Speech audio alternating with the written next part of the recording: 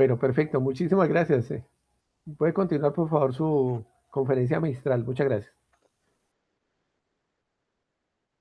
Listo, entonces vemos que los plásticos los tenemos en todo nuestro entorno, ¿no? Impulsan el desarrollo día a día en la parte de infraestructura, vemos que tenemos tuberías de plástico en la parte de empaques de alimentos o empaques de diferentes tipos de productos, ahí están presentes los plásticos. Si nos vamos al área del transporte, también hay presencia y en la mayoría de las áreas, en la mayoría de los sectores de la vida, ahí están los plásticos cumpliendo una función importante, una función trascendental, una función que ha involucrado desarrollo para la vida.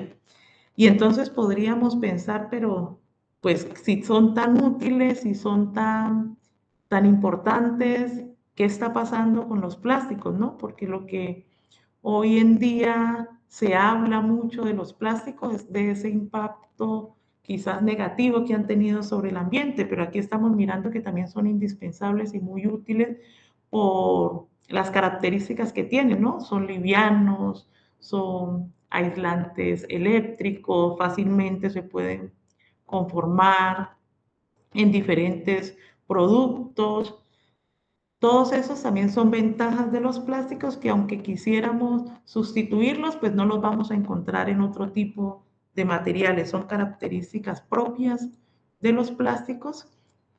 Y entonces, ¿por qué esa, esa mala fama que quizás han tomado los plásticos, algunos plásticos en la actualidad? Bueno, pues precisamente por la facilidad de producirse, por la gran demanda que se ha generado de estos plásticos. Podemos decir que el modelo lineal que se plantea del uso y el consumo de estos plásticos, pues ha llevado a que, por ejemplo, para el 2019 se reportara que se habían generado más o menos 353 millones de toneladas de residuos plásticos y que en producción mundial estuviéramos hablando alrededor de 460 millones de toneladas. Son cifras interesantes, cifras que dejan ver también la importancia de este tipo de material en nuestro día a día. Pero entonces, ¿qué pasa con esas 353 millones de toneladas de plástico que se están generando? Entonces, de esa cantidad, solamente un 9% se recicla efectivamente. Es un valor relativamente bajo. Estas cifras son al 2019. El 50% restante va a relleno sanitario.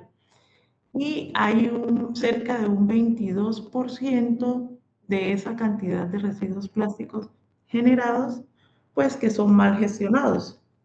¿Qué implica el hecho de que sean mal gestionados, que son incinerados, que van al océanos, que van y contaminan los ríos, que están en el ambiente también generando una mala disposición? Y el programa de las Naciones Unidas para el Medio Ambiente en el 2020 estimó que cerca de 3.7 millones de toneladas, perdón, de contaminación plástica entraron al océano. Entonces, claro, entonces miren que esos materiales de los que hablamos al comienzo y que decimos que hacen parte de nuestra vida, de nuestro día a día, pues también tienen su lado como no muy agradable. Y la pregunta sería, ¿son malos los plásticos? Pues respondo de inmediato, no. No son malos los plásticos, son bastante necesarios, bastante útiles, pero lo que sí está mal planteado es el uso que les estamos dando. Estamos llegando a una crisis que no se explica por la falta de utilidad de estos materiales plásticos, sino más bien por la no idoneidad de ese modelo lineal que nos plantea que debemos extraer las materias primas para obtener esos plásticos, materias primas que se obtienen de fuentes de hidrocarburos principalmente. Luego esa materia prima nos sirve para producir piezas, producir productos, esos mismos que mencionamos al comienzo, productos que se usan y finalmente se desechan. Y ahí termina el modelo lineal. Entonces, esto me genera inconvenientes o genera inconvenientes a nivel mundial, porque miren que extraemos, ya como extraemos, descartamos, desechamos, y entonces estos desechos luego terminan en estos porcentajes que tenemos acá. Y el resultado final es contaminación y que nos estamos llenando de plástico. Estamos llenando el planeta de residuos plásticos. Bueno, entonces vamos a dejar ahí un poco esto de los plásticos y vamos a comentar algo sobre la agricultura. Y luego pasamos a mirar cuál pudiera ser una posible solución para este inconveniente que ya vemos no nos lo genera el plástico, nos lo genera la mala disposición que tenemos de ellos. Entonces, en cuanto al ámbito de la agricultura, podemos resaltar que Colombia es un país rico en agricultura y esos frutos que nos genera la agricultura pues son indispensables para la vida. Son los que nos proveen la base de la alimentación. Importante resaltar que alimentos como el plátano o el banano, la planta genera frutos solamente una vez. Y luego de esto, pues hay que descartar parte de esa planta, el pseudotallo, las hojas, el mismo racimo, el raquis, que es donde se soporta ese racimo, y todo eso empieza a generar desechos. Se puede, por cada racimo de fruto que se genera, se pueden generar alrededor de, por cada tonelada, perdón, de racimo de fruto, se pueden generar 4 toneladas de residuo, hablando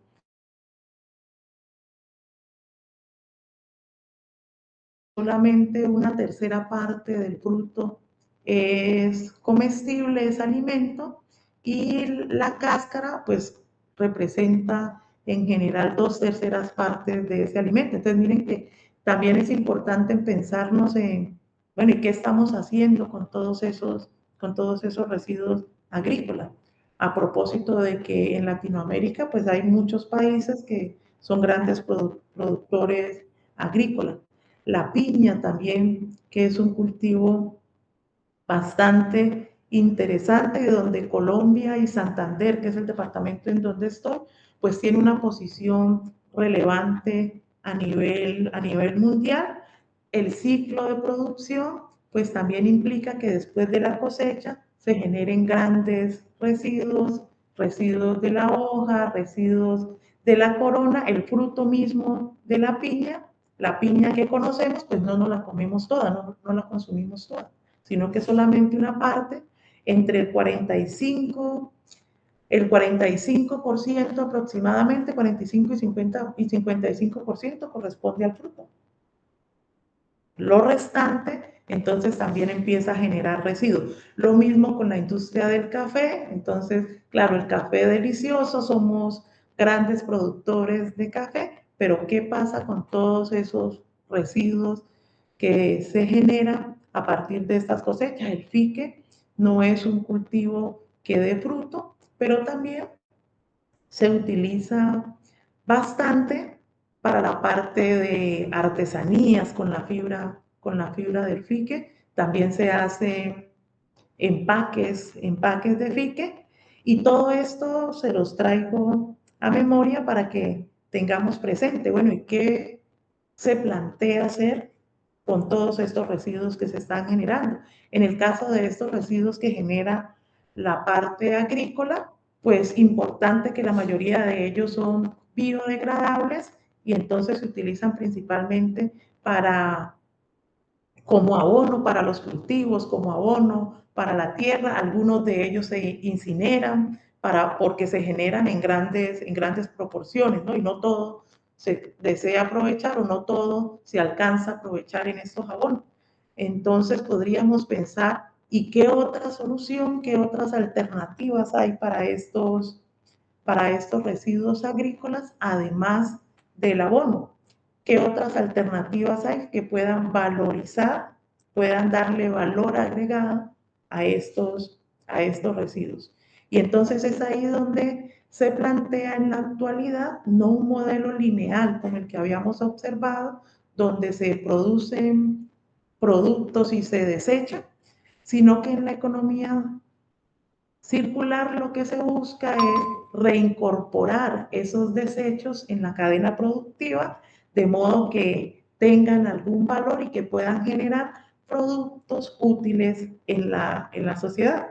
Entonces, miremos que aquí en este ciclo del diseño de la economía circular, entonces iniciamos con un diseño, entonces desde el diseño se debe concebir cómo se van a emplear esos materiales, de modo que cuando terminen su vida útil puedan reincorporarse a el mismo proceso o a otros procesos. Entonces, desde la economía circular se concibe entonces desde el diseño, luego pasamos a la producción, producción de bienes, producción de elementos que pasan al consumo y después del consumo entonces tenemos la reutilización y reparación, que es la primera alternativa que tenemos. Entonces, ¿cómo esos productos que utilizamos los podemos de alguna manera reutilizar o cuando sufren algún daño reparar para que continúe su vida útil? Esa es una primera alternativa. En la siguiente lo que tenemos es reciclaje y valorización, que es en lo que me quiero enfocar en esta charla, en cómo podemos replantear alternativas para incorporar esos materiales que quizás ya no se pueden reutilizar, que quizás ya no se pueden reparar y que pareciera que su vida útil en ese producto que inicialmente fue conformado ya terminó. Entonces es cómo hacemos para retornarlos al ciclo, volver al diseño del mismo producto, de otros productos y que continúe el ciclo de vida de ese producto. Y miren que aquí en este modelo que estamos planteando, entonces ya no tendríamos tantos residuos, tantos desechos, como en el caso del modelo lineal. Es posible que aquí se generen algunos residuos, pero la cantidad de residuos se disminuye sustancialmente. Y entonces miremos que es aquí como nos pensamos en esos residuos plásticos que se genera gran cantidad, de qué manera los podemos reciclar, de qué manera los podemos reutilizar.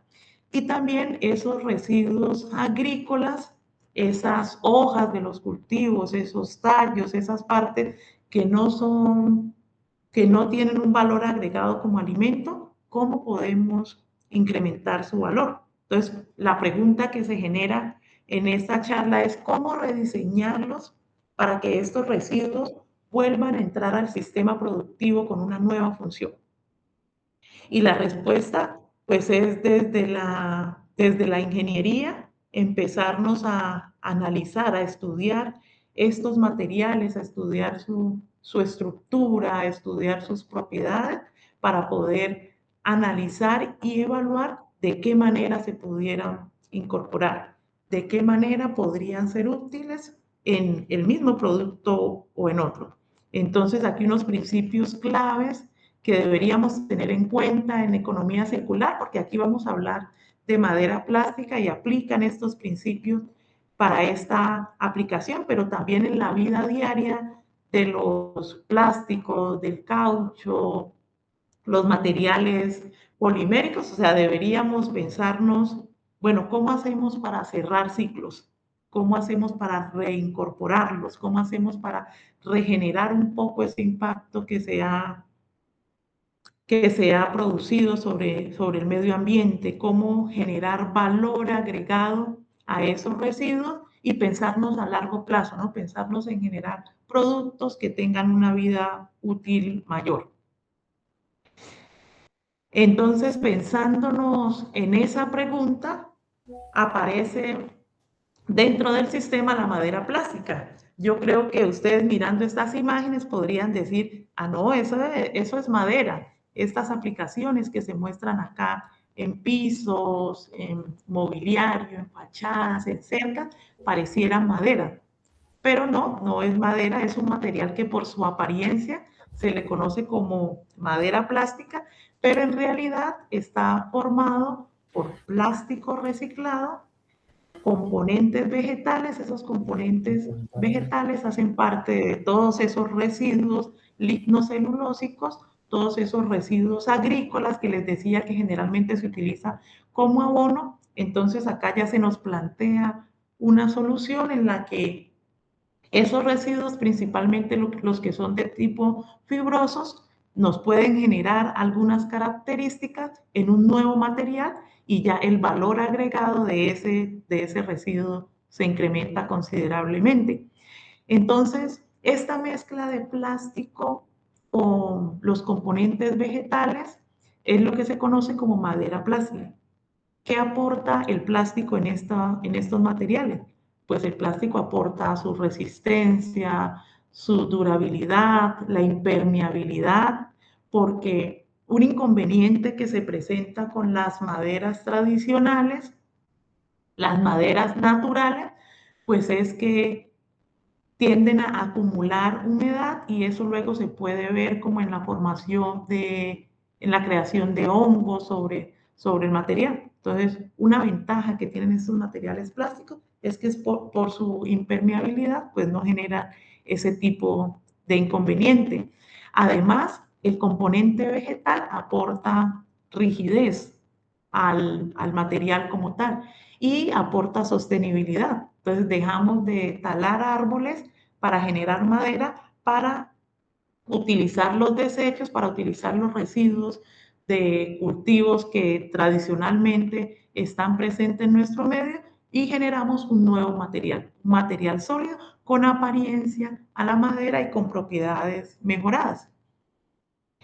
Bueno, es claro que la naturaleza del plástico es bastante diferente de la naturaleza de estos residuos vegetales, y entonces por eso se hace necesario en la formulación de estas maderas plásticas incorporar cierto tipo de aditivos. Aditivos que en algunos casos, pues lo que ayudan es a mejorar la compatibilidad entre el componente plástico y el componente vegetal. Los aditivos también algunos ayudan a la apariencia estética de la madera. El material originalmente pues no tiene esa tonalidad de madera, pero se utilizan pigmentos para ajustar el color y que sea estéticamente lo más similar a la madera. Bueno, con la ventaja de que los polímeros se pueden colorear fácilmente. Entonces, así como estas aplicaciones que muestro aquí tienen apariencia de madera, pues ese mismo material le podríamos dar un acabado con otro tipo de color. También existen aditivos que se introducen en la formulación para mejorar la resistencia a los rayos UV. También existen aditivos que se incorporan para mejorar diferentes tipos de propiedades en el compuesto de madera plástica. Entonces miremos que es una alternativa bastante viable. Y ustedes dirán, ah, no, no, no, es que eso lo desarrollaron allá en la UIS. No, la madera plástica es un material que se ha venido trabajando a nivel mundial y desde diferentes enfoques se está se están haciendo aportes para mejorar las características de esa madera plástica. Entonces, ¿qué hemos hecho desde la academia? ¿Qué he hecho qué he hecho en investigación en esta parte de la madera plástica? Bueno, a nivel mundial la tendencia es a incorporar diferentes tipos de residuos agroindustriales. Entonces, dependiendo la facilidad, dependiendo el acceso que se tenga a los residuos, pues asimismo será la selección de ese componente vegetal con el que se experimenta. Y podríamos decir que unos presentan mejores características que otros, pero siempre lo que se busca es ajustar la formulación con lo que se tiene localmente. Entonces, desde mi experiencia, hemos trabajado con fibra a partir de la hoja de piña, hemos trabajado también con fibra de fique, hemos trabajado también, y digo hemos trabajado porque finalmente es un trabajo que involucra a estudiantes, que involucra también a otros grupos de investigación, ¿no? Hemos trabajado entonces también con la cáscara del café como residuo. A nivel mundial se ha trabajado con la cascarilla de arroz, se ha trabajado también con la envoltura de las nueces, o sea, son diversos los residuos que se han incorporado en estos materiales y como les menciono, todo depende de la facilidad de acceso que se tenga, porque si pensamos en que hay que transportarlo de una región a otra, pues ya se va incrementando el valor del residuo como materia prima. Entonces, estos residuos vegetales se mezclan con plásticos. Los plásticos más empleados actualmente son el polipropileno y el polietileno de alta densidad, pero existen reportes de maderas plásticas que se han elaborado con PVC reciclado, con polietileno de baja densidad también. Entonces, el polímero, pues finalmente se escoge de acuerdo a las características finales que se desee de esa materia prima, pero dentro de los más utilizados está el polipropileno y el polietileno de alta densidad. ¿Cómo transformamos estos residuos en madera?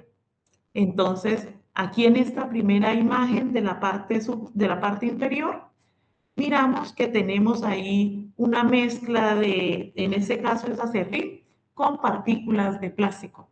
Generalmente los porcentajes en los que se trabajan estas maderas plásticas, los porcentajes del residuo vegetal están alrededor entre un 40 y un 70%. Entonces, igual, dependiendo la cantidad, así mismo van a ser las propiedades finales de la madera plástica. Entonces, lo que Doc- tenemos aquí en esta primera imagen es residuo de acerrín con polietileno de alta densidad reciclado. Doctora Luego, Mayra, a nivel, sí, una pregunta. En relación con el tamaño de la partícula, la humedad y qué otras cosas hay que tener en cuenta adicionalmente para que, digamos, el ensayo sea exitoso, se incorpore bien, se homogenice el material en el porcentaje que usted menciona. Por favor, nos ayuda al respecto. sí, claro, ahí es importante a la hora de incorporar estos materiales, o sea, yo les estoy contando generalidades, igual si de pronto tienen alguna pregunta la pueden mencionar, claro, pero es importante el proceso de acondicionamiento de estas materias primas para lograr que sea exitoso ese material final que deseamos. En el caso, por ejemplo, de los residuos vegetales, tienden a ser muy higroscópicos, tienden a absorber gran cantidad de humedad. Humedad que luego va a interferir en la interfase del residuo vegetal con el plástico y si no logran acoplarse bien estos dos agentes, pues las propiedades finales de la madera plástica serán deficientes. Entonces, una primera característica que hay que cuidar, que hay que asegurar, es eliminar la mayor cantidad de humedad de esos residuos vegetales que por la presencia de los grupos hidroxilos que tienen, entonces tienen gran afinidad con el agua y con la humedad del ambiente. Entonces, un primer paso es que estos residuos, estos desechos deben estar secos. Entonces, lo que hacemos a nivel de laboratorio es en un horno lo mantenemos por algún tiempo. ¿Y qué pasa también con el tamaño de partícula? El tamaño de partícula juega un papel súper importante en estos materiales. Necesitamos asegurar que esas fibras, necesitamos asegurar que ese acerrín lo tengamos en un tamaño de partícula lo suficientemente pequeño para que mejore la incorporación en la madera plástica final. Si el tamaño de partícula no es el adecuado, entonces lo que conseguiremos es grumos del, del material vegetal dentro de la matriz polimérica.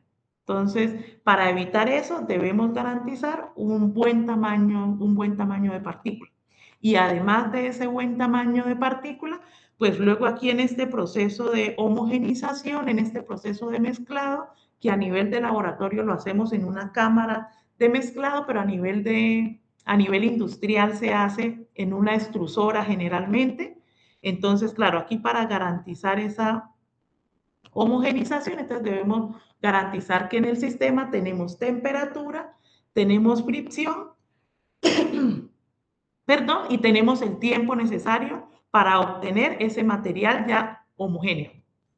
Es así como aquí en esta gráfica, en la tercera gráfica de la parte inferior, observamos que después de que sacamos a nivel de laboratorio el material de la cámara de mezclado, entonces pasamos a una prensa y obtenemos una lámina que ya se ve completamente homogénea.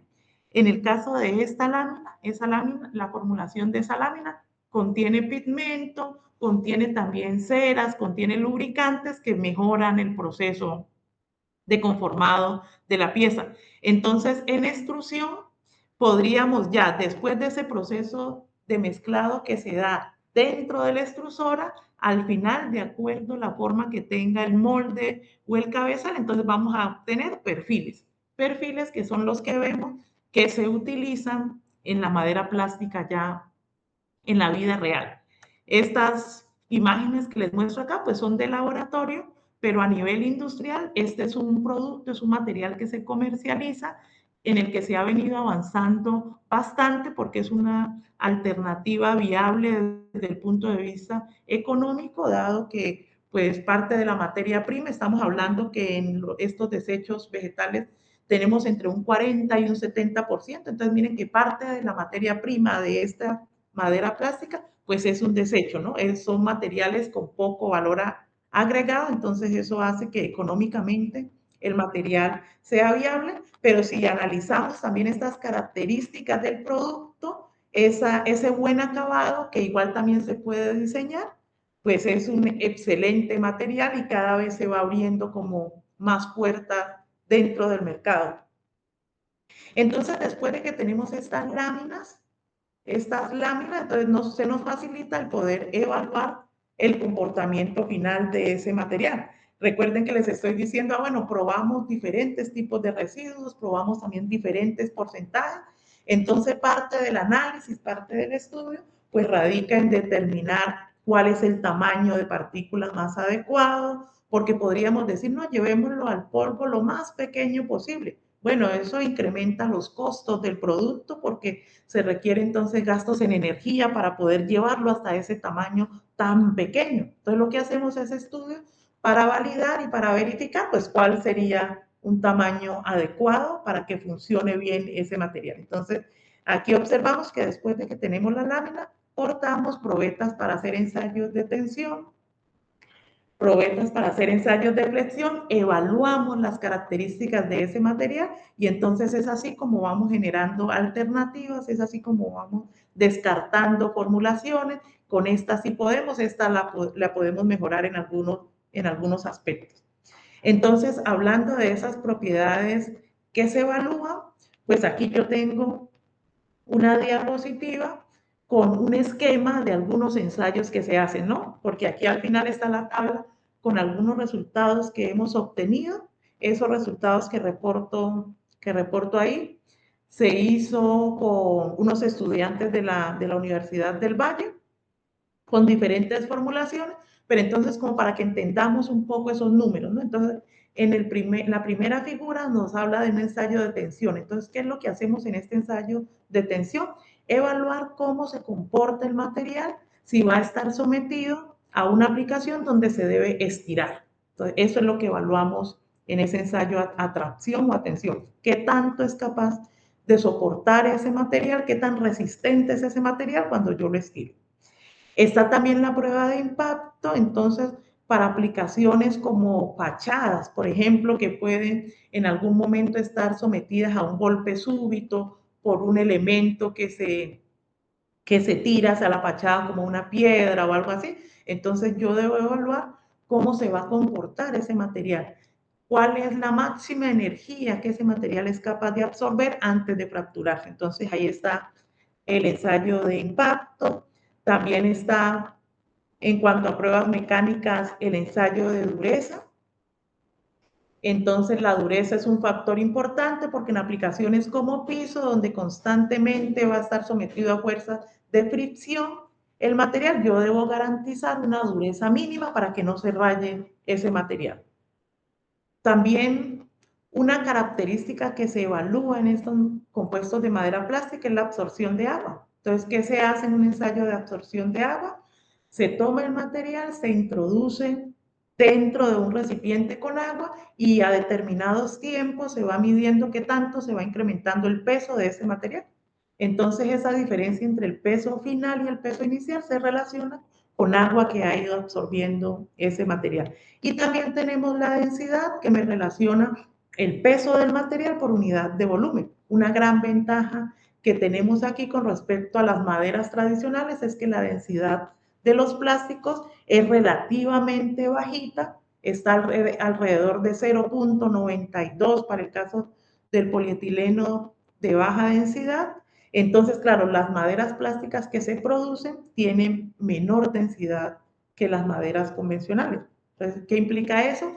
Que una pieza con las mismas dimensiones, si se tiene en madera plástica y en madera convencional, entonces la madera plástica me va a pesar, la pieza en madera plástica me va a pesar un poco menos, y eso es importante para aplicaciones donde se quiere optimizar el peso. Entonces, bueno, ya habiéndoles mostrado un poco la información sobre cómo es que se mide cada una de estas propiedades. Bueno, también hay propiedades térmicas como el ensayo de Vicat, que lo que hace es medir la dureza del material a determinadas temperaturas. Y el ensayo HDT, que lo que mide es qué tanto se deflecta el material también cuando está sometido a altas temperaturas. Entonces, aquí encontramos algunos valores. La primera línea se corresponde con una formulación inicial, una formulación de partida que queríamos optimizar en ese estudio. Entonces vemos cómo, por ejemplo, propiedades como la resistencia máxima a tensión se disminuye, pero el módulo elástico que está relacionado con la rigidez de ese material se incrementa. Para esa madera plástica que estábamos estudiando, no estábamos considerando aplicaciones donde el material fuera a estar sometido a tensión. Entonces, por eso nos interesaba más incrementar la rigidez del material, que lo leemos en esta propiedad que es el módulo elástico. Igualmente, la dureza del material también se vio incrementada con esas modificaciones que hicimos, que principalmente fue en los porcentajes del componente vegetal, que fue acerrín, y también en los porcentajes del agente de acople, ese agente que utilizamos para mejorar la adhesión, para mejorar la zona interfacial de esa madera plástica, que finalmente también es decisiva en las propiedades finales del material. En la resistencia al impacto también se vio mejorada, y la temperatura de deflexión térmica disminuyó un poco. En el ensayo ABK, digamos que no hubo cambios considerables con respecto a esa dureza del material a altas temperaturas. Entonces, eso es compartiéndoles un poco de los resultados. También hacemos análisis por microscopía electrónica de barrido, buscando encontrar a nivel microscópico eso que cuando tomamos el material sólido, el material a nivel macroscópico, no alcanzamos a identificar, eso que no alcanzamos a ver, entonces lo llevamos al microscopio de barrido, al microscopio electrónico de barrido, para mirar qué está pasando en esa zona interfacial. Les estoy diciendo, claro, eso de que se puedan unir bien ese residuo vegetal con el polímero en gran medida me garantiza el éxito del material. Entonces, si miramos en todas estas imágenes, entonces podemos observar que hay una buena adherencia entre esos dos componentes. Miren, como diferencia de colores y en la estructura de los materiales, entonces podríamos decir, esta parte de acá rugosa se corresponde con el polímero, esta de acá se corresponde con las fibras, y vemos cómo la fibra está bien adherida, está agarrada en ese material. Aquí, en este caso de acá de esta microscopía, de esta micrografía, perdón, entonces observamos cómo la fibra está ahí amarrada a la matriz del plástico, que es lo que buscamos idealmente. Incluso se nota que la fibra que utilizamos aquí es ese acerrín que utilizamos ahí, que tiene fibras de celulosa, cómo se parte antes de desprenderse, cómo se quiebra un poco antes de desprenderse. Entonces, esos resultados son importantes porque nos ayudan a corroborar como la idoneidad de ese proceso que hemos aplicado. Y adicionalmente a eso, pues nos invita también un poco a revisar dentro de todos esos residuos agrícolas que se van generando, pues cuáles nos podrían servir, cuáles nos pueden incrementar esas propiedades deseables de la madera plástica. También hemos hecho ensayos de envejecimiento, entonces lo que tenemos son unas probetas de tensión que se exponen al aire libre y a diferentes tiempos, en este caso hasta los 11 meses, se extraen muestras y se hacen evaluaciones. ¿Qué evaluaciones hicimos en este caso? Como son probeticas de tensión, entonces lo que se hizo pues fue elaborar ensayos de tensión y mirar cómo iba cambiando esta resistencia a la tensión y la rigidez del material en el tiempo. Entonces observamos con respecto a la resistencia a tensión, pues que fue disminuyendo en el tiempo. El módulo de elasticidad que les digo está relacionado con la rigidez del material, entonces se nota que en algunos periodos no tuvo como un comportamiento que nos permitiera hacer o tomar decisiones bien sustentadas, porque a pesar que se ve como una disminución, pues vemos que por allá en el mes 11 que fue nuestra última medida, pues se notó nuevamente un incremento en esa propiedad del módulo elástico. Bueno, todos estos ensayos que les comento aquí que realizamos, siempre los realizamos al menos en 5 muestras o en algunos casos, cuando los materiales son escasos, al menos 3 para poder reportar una significancia estadística, ¿no? Para poder reportar una media de lo que obtuvimos y es por eso que ustedes la mayoría de los datos pues los ven reportados como un valor más o menos otro. Entonces ahí lo que tenemos es la media más o menos la desviación estándar que presentaron los datos. Y en algunos resultados, miren, como por ejemplo el módulo elástico, pues esa desviación estándar es alta, ¿no? Y esta variabilidad en los resultados, pues también es debida a que estamos trabajando con componentes naturales y es imposible garantizar que dentro de la naturaleza una muestra de acerrín va a ser exactamente igual a otra. Entonces, eso también explica un poco la variabilidad de estos resultados de módulo elástico de los materiales que hemos empleado. Este resultado de envejecimiento, pues es importante porque nos va a marcar el qué tanto tiempo pueden utilizarse esos compuestos de madera plástica. Recuerden que cuando revisamos la parte de la economía circular, dijimos, no, uno de los principios importantes es prolongar la vida útil. Entonces, con ensayos como estos, lo que buscamos es poder determinar qué tanto tiempo ese material que estamos generando va a conservar sus propiedades y va a ser útil. Así Doctora Mayra, como, sí, cuéntame. disculpe, una pregunta. ¿Este tipo de ensayo es al ambiente o está sometido a alguna temperatura, alguna presión, algún tipo de cámara ultravioleta, algo parecido, o es al ambiente? Sí, eso era lo siguiente que les iba a Ay, qué comentar. pena. Gracias. Muchísimas gracias por la pregunta. Entonces, miren que estos de acá, pues acá se ve que están a la intemperie, ¿no? Entonces, esos ensayos de envejecimiento los podemos hacer bajo condiciones naturales, que es lo que hicimos en ese caso, o también lo podemos hacer bajo condiciones aceleradas. ¿Por qué? Claro, si bajo estas condiciones naturales queremos saber si el material es capaz de durar 20 años, pues debemos hacer la prueba durante 20 años y evidenciar que sí conserva sus propiedades durante ese periodo de tiempo. Pero pero, claro, necesitamos resultados pronto, ¿no? No vamos a esperar 20, 30 años, 50 años. En Estados Unidos hay un producto de madera plástica que dice que dan garantía de 50 años de ese producto. Entonces, no fue que estuvieron esperando ahí 50 años a ver qué pasó, sino que podemos hacer pruebas de envejecimiento acelerado. Entonces, ¿qué hacemos en esas pruebas de envejecimiento acelerado? Entonces, se tienen unos equipos que son cámaras de envejecimiento donde podemos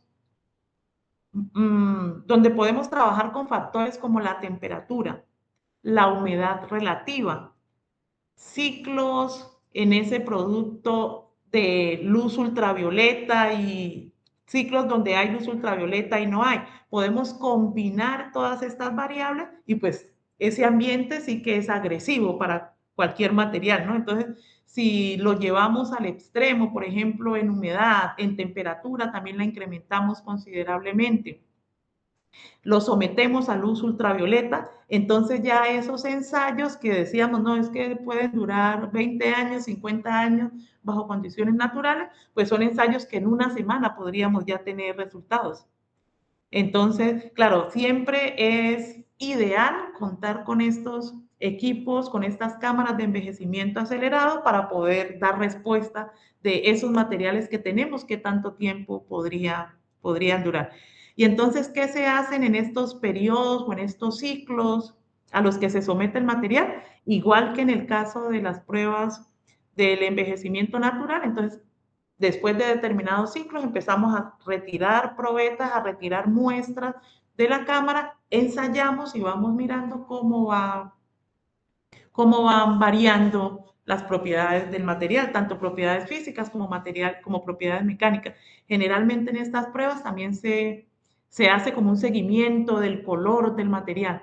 Nosotros en esta experimentación pues lo hicimos porque era una experimentación bastante robusta. Si ustedes ven aquí la foto, pues teníamos una cantidad considerable de muestras, claro, pero lo ideal es hacer seguimiento no solamente a las propiedades mecánicas, sino también a las propiedades físicas durante todo el tiempo que tarda el ensayo. Bueno, entonces eso contándoles un poco lo que hemos trabajado con respecto a estas maderas plásticas.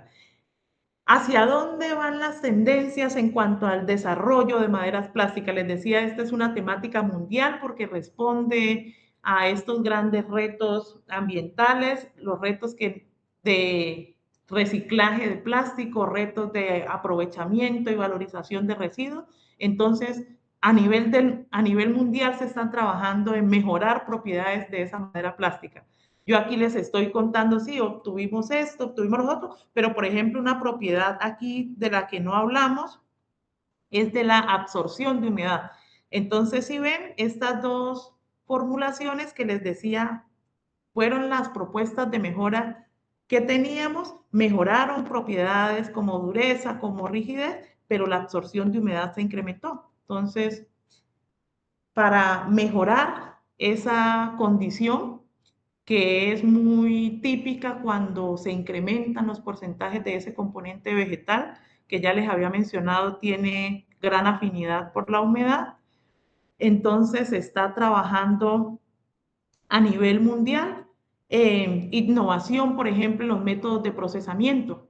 Una alternativa bastante empleada es como a nivel industrial la mayoría de estos perfiles se obtienen por extrusión, entonces lo que se plantea a nivel mundial es complementar ese proceso de extrusión con coextrusión, que en la coextrusión lo que obtengo simultáneamente es el perfil y puedo depositar sobre él una capa de un material que tenga grandes prestaciones. Entonces, a partir de esa estrategia se ha logrado disminuir considerablemente la absorción que tienen estos materiales.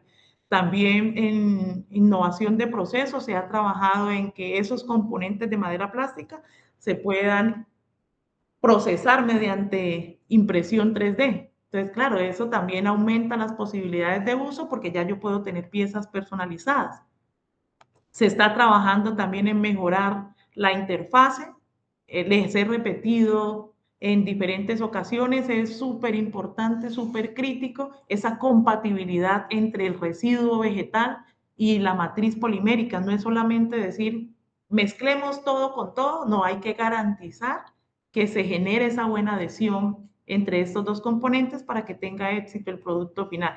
En ese sentido, entonces, se está trabajando en modificaciones superficiales de la fibra, con tratamientos químicos, con tratamientos mecánicos, desarrollo de nuevos agentes de acople, agentes tipo silanos, agentes tipo anhídrido maleico injertado en los plásticos con los que se utiliza con los que se elaboran estas maderas plásticas, se están investigando también nuevos tipos de refuerzos, entonces no es que ya todo esté hecho en cuanto a madera plástica, hay bastante por hacer, entonces también se están revisando, bueno, y por ejemplo, esa madera plástica que está basada en plástico reciclado, ¿cuántas veces más yo la puedo reciclar? Entonces, todo eso está siendo objeto de estudio con el fin de afinar las propiedades de ese material.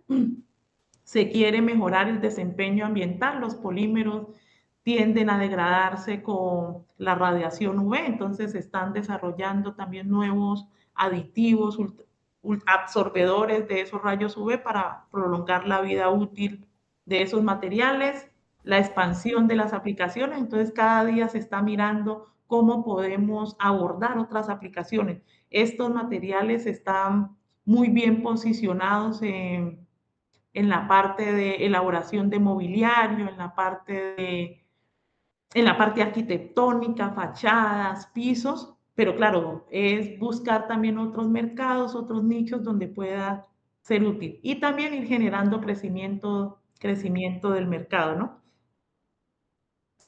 Y por último, ¿cuáles son esos grandes retos técnicos y del mercado? Bueno, ya los he ido mencionando, hacen parte de esas tendencias de investigación, entonces parte de esos retos, parte de esos aspectos por mejorar y esos aspectos que hacen que pues los temas de investigación no se agoten, sino que siempre tenemos este material que está funcionando bien, pero puede funcionar mejor. Entonces, parte de los retos está en mejorar la interfaz de la matriz y la fibra que se utiliza. Entonces, ya les decía algunas de esas estrategias que se han venido utilizando, pero ahí hay un nicho grande para investigar, ¿no? Doctora ¿Cómo Mayra, hacemos?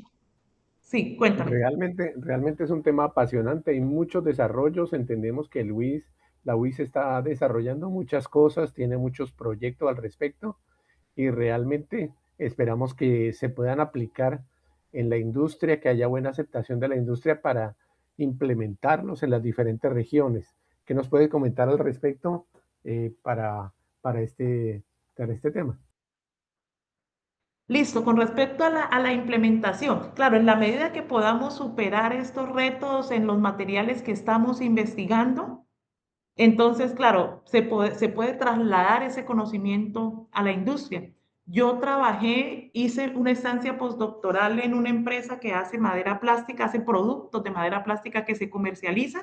Entonces, claro, el reto está en encontrar esa combinación de las formulaciones que se hayan estudiado y que se pueda dar garantía de que funciona bien.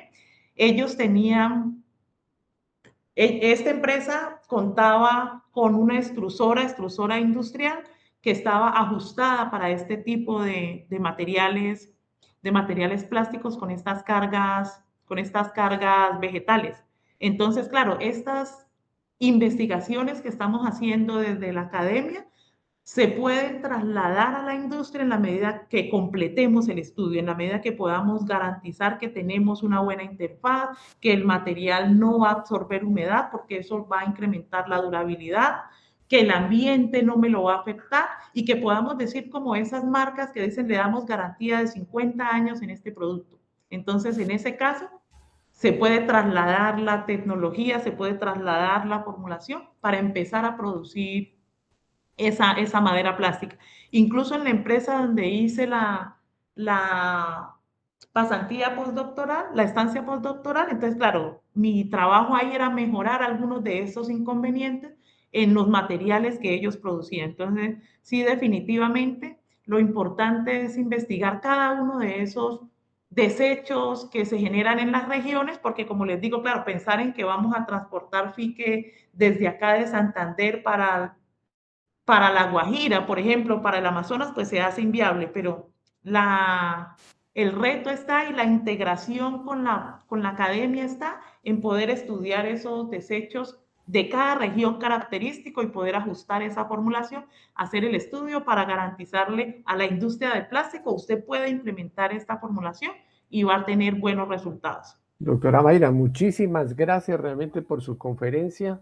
Ha sido de gran ayuda para quienes tengan inquietudes.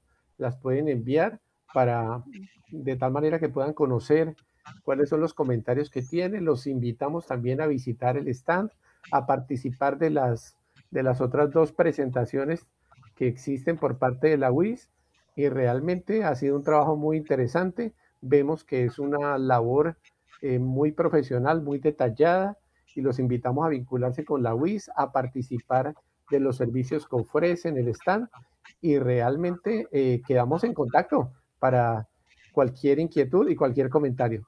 Si tiene algún Li- comentario adicional, doctora Mayra. No, listo, muchísimas gracias. Y acá la UIS abierta a apoyar a la industria del plástico en esos desarrollos, caracterizaciones. Tenemos laboratorio, tenemos personal, talento humano calificado, abiertos a colaborar en esas investigaciones, en esos desarrollos, a solucionar problemas reales de la industria. Perfecto, Muchísimas gracias a muchísimas todos. gracias. Muy amable, doctora Mayra, como siempre por su colaboración. Recuerden que hay dos presentaciones de la UIS, una está a las 6 de la tarde, mañana otra, y adicionalmente que visiten el stand, que nos envíen sus inquietudes y que visiten y puedan conocer todo este tipo de cosas que ofrece la UIS de aquí hasta el 24 de julio. Muchísimas gracias por su tiempo, muy amables, y quienes quieran pasar a la siguiente conferencia,